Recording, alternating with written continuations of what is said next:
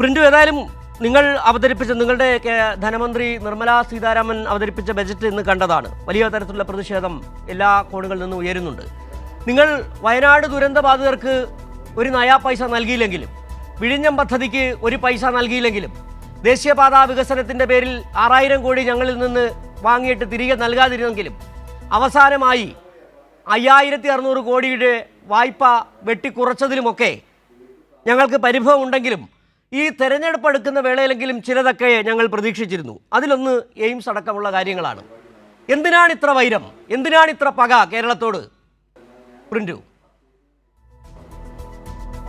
അല്ല, കേരളത്തിനോട് ഒരു പകയും കേന്ദ്ര സർക്കാരിനില്ല. രാജ്യത്തിൻ്റെ സുസ്ഥിര വികസനത്തെ ഉറപ്പുവരുത്തുന്നതിന് വേണ്ടി കേന്ദ്ര സർക്കാരിൻ്റെ എല്ലാ കാലഘട്ടത്തിലെയും ബഡ്ജറ്റുകൾ മറ്റൊരു ബഡ്ജറ്റിൻ്റെ തുടർച്ചയെന്നോണമാണ് അതിനെ സ്വാഭാവികമായി ക്രമീകരിക്കപ്പെട്ടിട്ടുള്ളത്.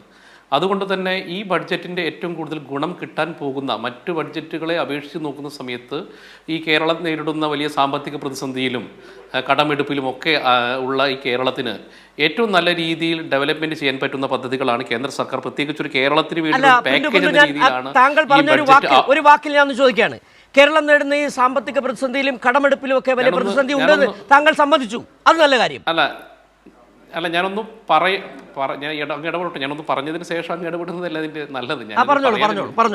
അപ്പോൾ കേരളത്തിനെ സംബന്ധിച്ചിടത്തോളം കേരളത്തിൻ്റെ വികസനത്തിന് ഉതകുന്ന തരത്തിലുള്ള ഏതൊക്കെ മേഖലകളാണ് ഉള്ളത്, ആ മേഖലകളെ കൃത്യമായി പഠിച്ച പദ്ധതികളാണ് കേന്ദ്ര സർക്കാർ നടപ്പിലാക്കിയിട്ടുള്ളത്.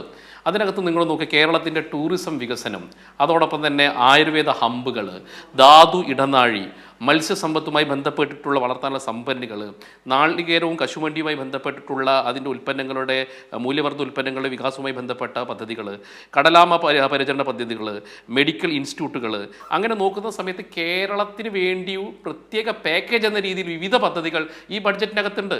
അതോടൊപ്പം തന്നെ MSME പദ്ധതികൾ, അതിൻ്റെ ഗുണഭോക്താക്കളായിട്ട് കേരളം മാറും. അതോടൊപ്പം അടിസ്ഥാന വികസനത്തിന് വേണ്ടി കേന്ദ്ര സർക്കാർ നൽകിയിട്ടുള്ള 12.52 ലക്ഷം കോടി രൂപയുടെ പദ്ധതികൾ. അങ്ങനെ നോക്കുന്ന സമയത്ത് നിങ്ങൾ ഇത്രമാത്രം കേരളത്തിന് അനുകൂലമായി കേരളത്തിൻ്റെ ഒരു പൊതുപരിസ്ഥിതി മനസ്സിലാക്കിക്കൊണ്ടൊരു ബഡ്ജറ്റ് മുൻപ് ഉണ്ടായിട്ടുണ്ടോ എന്ന് തന്നെ സംശയമാണ്.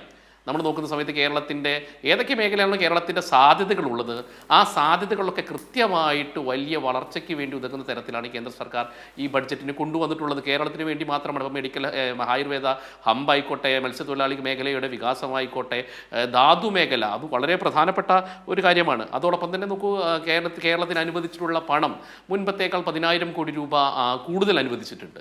അപ്പോൾ എല്ലാ അർത്ഥത്തിലും കേരളത്തെ ഒരു പക്ഷേ നിങ്ങൾ സൂചിപ്പിക്കുന്നത് പോലെ ഒരു സംസ്ഥാനത്തിന് അതീതമായിട്ടുള്ള പ്രാധാന്യം ഈ ബഡ്ജറ്റിനകത്ത് കൊടുത്തിട്ടില്ല. പക്ഷേ ഞാൻ മനസ്സിലാക്കിയത് കുറച്ചും കൂടി കേരളത്തിൻ്റെ വികസനത്തിന് ഉതകുന്ന തരത്തിലുള്ള പദ്ധതികളാണ് ഈ ബഡ്ജറ്റിനകത്ത് കേന്ദ്ര സർക്കാർ പ്രഖ്യാപിച്ചിട്ടുള്ളത്. താങ്കൾ പറഞ്ഞ കുറേ മേഖലകളുണ്ടല്ലോ. ടൂറിസം വികസനം കേന്ദ്ര സർക്കാരിൻ്റെ സഹായമില്ലാതെ തന്നെ വികസിച്ച ടൂറിസം മേഖലയാണ് കേരളത്തിൽ. അന്താരാഷ്ട്ര തലത്തിൽ തന്നെ അംഗീകാരം നേടിയിട്ടുണ്ട്. ധാതുമണൽ വലിയ വിഷയമാണ്. ഇന്ന് എനിക്ക് ശ്രദ്ധേയമായി തോന്നിയത് ധാതുമണൽ ഇടനാഴി, അതായത് റെയർ എർത്ത് കോറിഡോർ, കഴിഞ്ഞ സംസ്ഥാന നിയമസഭാ ബജറ്റിൽ കൃത്യമായി തന്നെ പറഞ്ഞതാണ്. പിന്നെ ധാതുമണലുമായി ബന്ധപ്പെട്ട് കേരളത്തിൽ നല്ല രീതിയിൽ പൊതുമേഖലാ സ്ഥാപനങ്ങൾ കൊണ്ടുപോകുന്നൊരു മേഖലയാണ് ധാതുമണൽ. ഇന്ന് മന്ത്രി പി രാജീവ് പറഞ്ഞാണ് എനിക്ക് ഏറ്റവും രസകരമായി തോന്നി. അദ്ദേഹം പറഞ്ഞത് ഈ ധാതുമണൽ ഇടനാഴിയുമായി ബന്ധപ്പെട്ട് ഇത് ഇവിടുന്ന് അടിച്ചുകൊണ്ട് പോകാനുള്ള ശ്രമമാണോ എന്നാണ് ചോദ്യം. അത് വളരെ പ്രസക്തമാണ് ചോദ്യം. പിന്നെ നിങ്ങൾ ഈ പറഞ്ഞ കശുവണ്ടി വികസനം അടക്കമുള്ള കാര്യങ്ങളിൽ വലിയ രീതിയിലുള്ള വികസനം കേരളം പല കാലഘട്ടങ്ങളിൽ നേടിയെടുത്തതാണ് പ്രിന്റു. പിന്നെ ഈ കടലാമ സംരക്ഷണം, അതിൻ്റെ മറുപടി നേരത്തെ തന്നെ ഡിസ്കഷൻ്റെ ഈ ന്യൂസ് ആൻഡ് ന്യൂസിന് മുൻപ് മുഖ്യമന്ത്രി പറഞ്ഞ വാക്കുകളിലൂടെ നമ്മൾ കേട്ടതാണ്. പിന്നെ താങ്കൾ പറഞ്ഞത് ഒരു സംസ്ഥാനത്തിനും അധികമായി പണം നൽകിയിട്ടില്ല. 16ാം ധനകാര്യ കമ്മീഷൻ്റെ വിഹിതം 14% ഉത്തർപ്രദേശിന്, 9% ബീഹാറിന്, കേരളത്തിന് 2.8. കഴിഞ്ഞ തവണ 1. 15ാം ധനകാര്യ കമ്മീഷൻ 1.9 ആയിരുന്നു.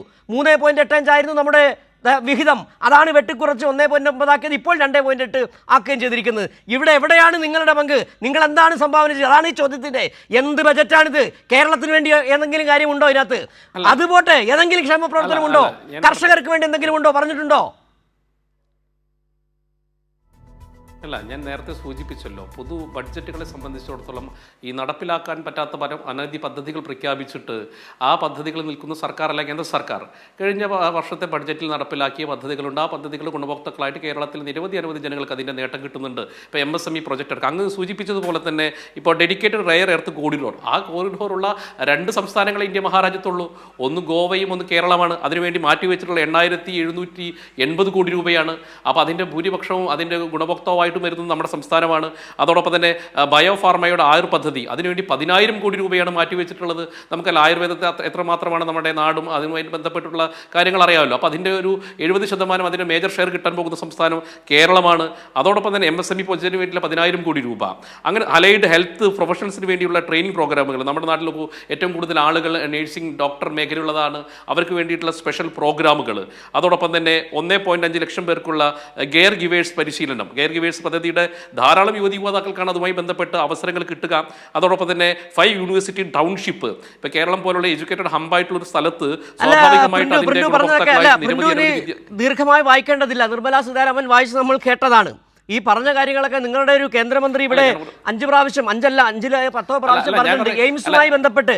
എയിംസ് അല്ല, ഞാൻ പറയട്ടെ, ആലപ്പുഴയിൽ എയിംസ് കൊണ്ടുവന്നില്ലെങ്കിൽ ഞാൻ ഒറ്റത്തന്തയ്ക്ക് പറഞ്ഞാണെങ്കിൽ ആലപ്പുഴയിൽ എയിംസ് കൊണ്ടുവരും. ഇവിടുന്ന് തൃശ്ശൂർകാർക്ക് അബദ്ധം പറ്റി ജയിപ്പിച്ചു വിട്ടൊരു മന്ത്രി പറഞ്ഞതാണ്. എന്തായാലും അതിലേക്ക് നമുക്ക് മടങ്ങി വരാം.